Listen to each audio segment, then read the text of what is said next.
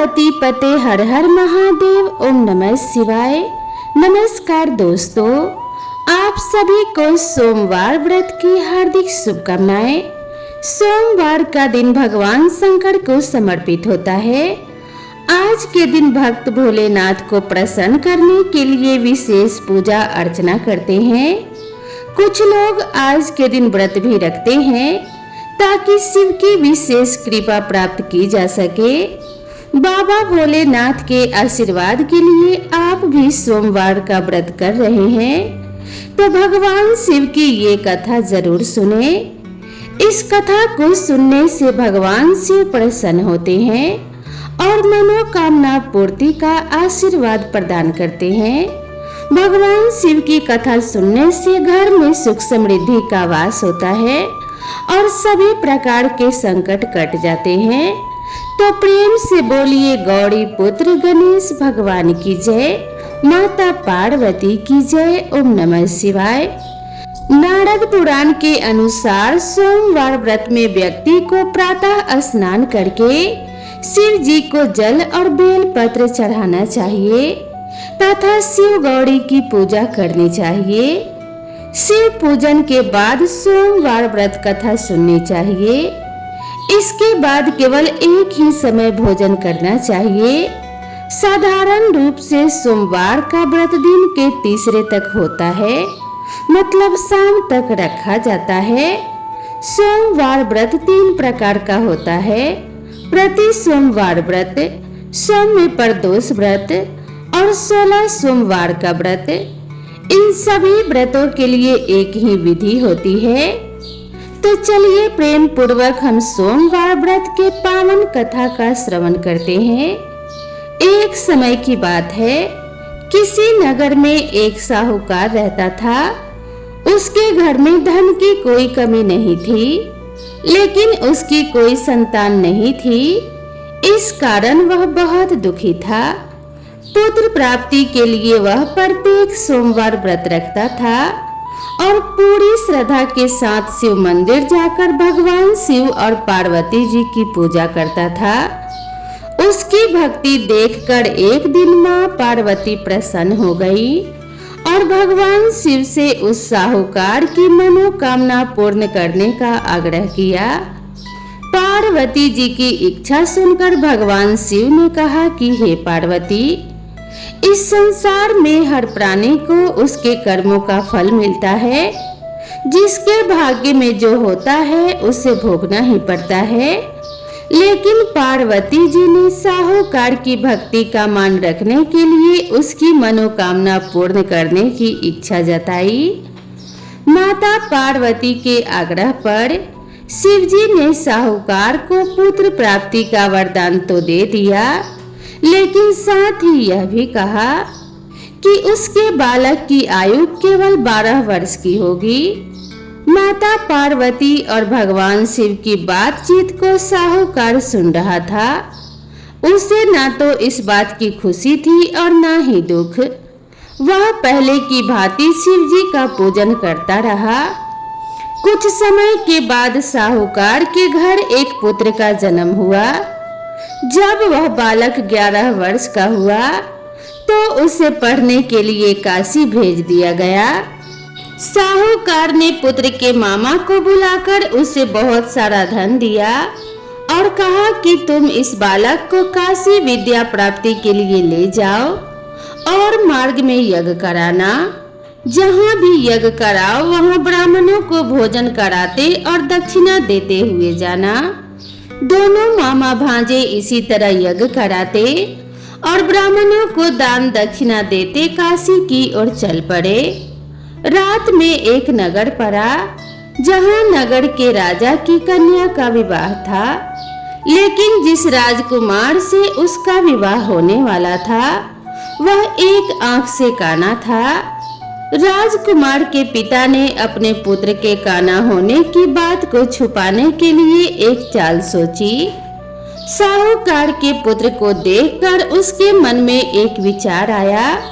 उसने सोचा क्यों ना इस लड़के को दूल्हा बनाकर राजकुमारी से विवाह करा दूं। विवाह के बाद इसको धन देकर विदा कर दूंगा और राजकुमारी को अपने नगर ले जाऊंगा। लड़के को दूल्हे के वस्त्र पहनाकर राजकुमारी से विवाह कर दिया गया। लेकिन साहूकार का पुत्र ईमानदार था। उसे यह बात न्याय संगत नहीं लगी। उसने अवसर पाकर राजकुमारी के चुन्नी के पल्ले पर लिखा कि तुम्हारा विवाह तो मेरे साथ हुआ है, लेकिन जिस राजकुमार के संग तुम्हें भेजा जाएगा वह एक आंख से काना है। मैं तो काशी पढ़ने जा रहा हूँ। जब राजकुमारी ने चुन्नी पर लिखी बातें पढ़ी तो उसने अपने माता पिता को यह बात बताई। राजा ने अपने पुत्री को विदा नहीं किया, जिससे बारात वापस चली गई। दूसरी ओर साहूकार का लड़का और उसके मामा काशी पहुँचे और वहां जाकर उन्होंने यज्ञ किया। जिस दिन लड़के की आयु 12 साल की हुई उसी दिन यज्ञ रखा गया। लड़के ने अपने मामा से कहा कि मेरी तबीयत कुछ ठीक नहीं है। मामा ने कहा कि तुम अंदर जाकर सो जाओ। शिवजी के वरदान के अनुसार कुछ ही देर में उस बालक के प्राण निकल गए। मृत भांजे को देख उसके मामा ने विलाप करना शुरू किया। संयोगवश उसी समय शिवजी और माता पार्वती उधर से जा रहे थे। पार्वती ने भगवान शिव से कहा कि स्वामी, मुझे इसके रोने के स्वर सहन नहीं हो रहे हैं। आप इस व्यक्ति के कष्ट को अवश्य दूर करें। जब शिवजी मृत बालक के समीप गए तो वह बोले कि यह तो उसी साहूकार का पुत्र है जिसे मैंने 12 वर्ष की आयु का वरदान दिया। अब इसकी आयु पूरी हो चुकी है। लेकिन मातृभाव से विभोर माता पार्वती ने कहा कि हे महादेव, आप इस बालक को और आयु देने की कृपा करें, अन्यथा इसके वियोग में इसके माता पिता भी तड़प तड़प कर मर जाएंगे। माता पार्वती के आग्रह पर भगवान शिव ने उस लड़के को जीवित होने का वरदान दिया। शिव जी की कृपा से वह लड़का जीवित हो गया। शिक्षा समाप्त करके लड़का मामा के साथ अपने नगर की ओर चल दिया। दोनों चलते हुए उसी नगर में पहुंचे जहां उसका विवाह हुआ था। उस नगर में भी उन्होंने यज्ञ का आयोजन किया। उस लड़के के ससुर ने उसे पहचान लिया और महल में ले जाकर उसकी खातिरदारी की और अपनी पुत्री को विदा किया। इधर साहूकार और उसकी पत्नी भूखे प्यासे रहकर बेटे की प्रतीक्षा कर रहे थे। उन्होंने प्रण कर रखा था कि यदि उन्हें अपने बेटे की मृत्यु का समाचार मिला तो वह भी प्राण त्याग देंगे, परंतु अपने बेटे के जीवित होने का समाचार पाकर वह बेहद प्रसन्न हुए। उसी रात भगवान शिव ने व्यापारी के स्वप्न में आकर कहा कि हे श्रेष्ठी, मैंने तेरे सोमवार के व्रत करने और व्रत कथा सुनने से प्रसन्न होकर तेरे पुत्र को लंबी आयु प्रदान की है। इसी प्रकार जो कोई सोमवार का व्रत करता है या कथा पढ़ता अथवा सुनता है उसके सभी दुख दूर होते हैं और समस्त मनोकामनाएं पूर्ण होती हैं। तो प्रेम से बोलिए भगवान शिव और माता पार्वती की जय। ओम नमः शिवाय। तो दोस्तों, अब हम सुनेंगे सोमवार व्रत की दूसरी कथा। एक समय श्री महादेव जी पार्वती जी के साथ भ्रमण करते हुए मृत्यु लोक में अमरावती नगरी में आए। वहां के राजा ने शिव मंदिर बनवाया था जो कि अत्यंत भव्य एवं रमणीक तथा मन को शांति पहुंचाने वाला था। भ्रमण करते समय शिव पार्वती भी वहां ठहर गए। पार्वती जी ने कहा कि हे नाथ, आओ आज इसी स्थान पर 64 पासे खेले। खेल प्रारंभ हुआ। शिव जी कहने लगे, मैं जीतूंगा। इस प्रकार उनकी आपस में वार्तालाप होने लगी। उस समय पुजारी जी पूजा करने आए। पार्वती जी ने पूछा, पुजारी जी बताइए जीत किसकी होगी? पुजारी जी बोले, इस खेल में महादेव जी के समान कोई दूसरा पारंगत नहीं हो सकता, इसीलिए महादेव जी ही यह बाजी जीतेंगे। परंतु हुआ उल्टा, जीत पार्वती जी की हुई। अतः पार्वती जी को पुजारी जी पर क्रोध आ गया और उन्होंने पुजारी जी को कोढ़ी होने का श्राप दे दिया कि तूने मिथ्या भाषण किया है, अतः तू इसका फल भोग। अब तो पुजारी कोढ़ी हो गया। शिव पार्वती जी दोनों वापस चले गए। कुछ समय पश्चात अप्सराएं वहां पूजा करने आई। अप्सराओं ने पुजारी से उसके कोढ़ी होने का कारण पूछा। पुजारी ने सब बातें अप्सराओं को बता दी। अप्सराएं कहने लगी, पुजारी जी आप 16 सोमवार का व्रत करें तो शिव जी प्रसन्न होकर आपके सभी संकट को दूर करेंगे। पुजारी जी ने अप्सराओं से व्रत की विधि पूछी। अप्सराओं ने व्रत करने और व्रत के उद्यापन करने की संपूर्ण विधि बता दी। पुजारी ने विधि पूर्वक श्रद्धा भाव से व्रत प्रारंभ किया और अंत में व्रत का उद्यापन भी किया। व्रत के प्रभाव से पुजारी जी रोग मुक्त हो गए। कुछ दिनों बाद शंकर पार्वती जी पुनः उस मंदिर में आए तो पुजारी जी को रोग मुक्त देखकर पार्वती जी ने पूछा, मेरे दिए हुए श्राप से मुक्ति पाने का तुमने कौन सा उपाय किया? पुजारी जी ने कहा कि हे माता, अप्सराओं द्वारा बताए गए 16 सोमवार के व्रत करने से मेरा यह कष्ट दूर हुआ है। पार्वती जी ने भी 16 सोमवार का व्रत किया, जिससे उनसे रूठे हुए कार्तिकेय जी भी अपनी माता से प्रसन्न होकर आज्ञाकारी हुए। कार्तिकेय जी ने पूछा कि हे माता, क्या कारण है कि मेरा मन सदा आपके चरणों में ही लगा रहता है? पार्वती जी ने कार्तिकेय को 16 सोमवार के व्रत का महात्म्य तथा विधि बताई। तब कार्तिकेय जी ने भी इस व्रत को किया तो उनका बिछड़ा हुआ मित्र मिल गया। अब इस मित्र ने भी इस व्रत को अपने विवाह होने की इच्छा से किया। फलतः वह विदेश गया। वहां के राजा की कन्या का स्वयंवर था। राजा ने प्रण किया था कि हथनी जिस व्यक्ति के गले में वरमाला डाल देगी उसी के साथ राजकुमारी का विवाह करूंगा। यह ब्राह्मण मित्र भी स्वयंवर देखने की इच्छा से वहां एक ओर जाकर बैठ गया। हथनी ने इसी ब्राह्मण मित्र को माला पहनाई तो राजा ने बड़ी धूमधाम से अपनी राजकुमारी का विवाह उसके साथ कर दिया। तत्पश्चात दोनों सुखपूर्वक रहने लगे। एक दिन राजकन्या ने पूछा कि हे नाथ, आपने कौन सा पुण्य किया जिससे हथनी ने आपके गले में वरमाला पहनाई? ब्राह्मण पति ने कहा कि मैंने कार्तिकेय जी द्वारा बताए 16 सोमवार के व्रत को पूर्ण विधि विधान सहित श्रद्धा और भक्ति से किया, जिसके फल के कारण मुझे तुम्हारे जैसी सौभाग्यशाली पत्नी मिली।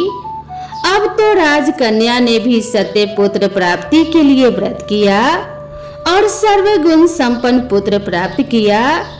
बड़े होकर पुत्र ने भी राज्य की प्राप्ति की कामना से 16 सोमवार का व्रत किया। राजा के देवलोक होने पर इसी ब्राह्मण कुमार को राजगद्दी मिली। फिर भी वह इस व्रत को करता रहा। एक दिन उसने अपने पत्नी से पूजा सामग्री शिवालय से ले चलने को कहा, परंतु उसने पूजा सामग्री अपने दासियों द्वारा भिजवा दी। जब राजा ने पूजन समाप्त किया तो आकाशवाणी हुई कि हे राजा, तुम इस पत्नी को त्याग दो, नहीं तो राजपाट से हाथ धोना पड़ेगा। प्रभु की आज्ञा मानकर उसने अपने पत्नी को महल से निकाल दिया।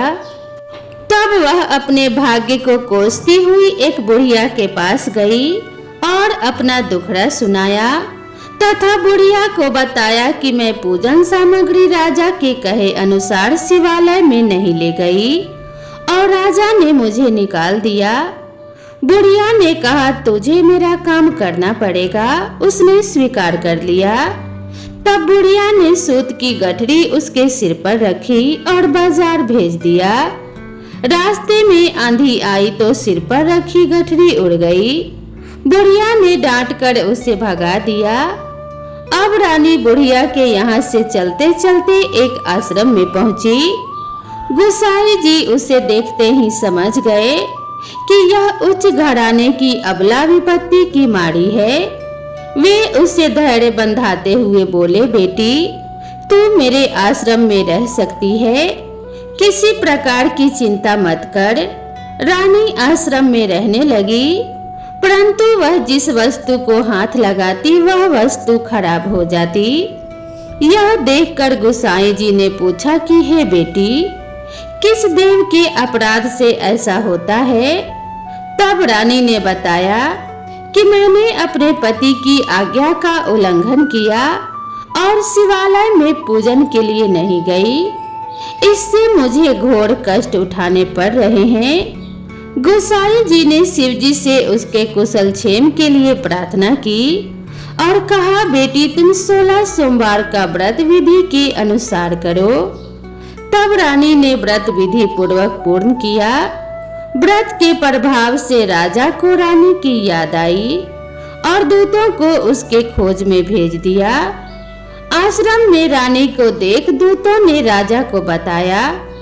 तब राजा ने वहां जाकर गोसाई जी से कहा, महाराज यह मेरी पत्नी है, मैंने इसका परित्याग कर दिया था, कृपया इसे मेरे साथ जाने की आज्ञा दें। शिव जी की कृपा से प्रतिवर्ष 16 सोमवार का व्रत करते हुए वे आनंद से रहने लगे और अंत में शिवलोक को प्राप्त हुए। कथा सुनने के पश्चात शिव जी की आरती ओम जय शिव ओमकारा गाएं और उसके बाद प्रेम पूर्वक प्रसाद को ग्रहण करके जयकारा लगाएं। ओम नमः शिवाय। माता पार्वती की जय। दोस्तों मैं आशा करती हूँ आप सभी को यह कथा जरूर पसंद आई होगी। वीडियो पसंद आई हो तो वीडियो को एक लाइक जरूर करें। साथ ही अगर आप मेरे चैनल पर पहली बार आए हैं तो चैनल को सब्सक्राइब करना ना भूलें। भगवान शिव और माता पार्वती का आशीर्वाद आपके ऊपर और आपके परिवार पे सदा सर्वदा बनी रहे। इसी मंगल कामना के साथ आप सभी से विदा लेते हैं। मिलते हैं इसी तरह की नेक्स्ट वीडियो में। तब तक के लिए राधे राधे।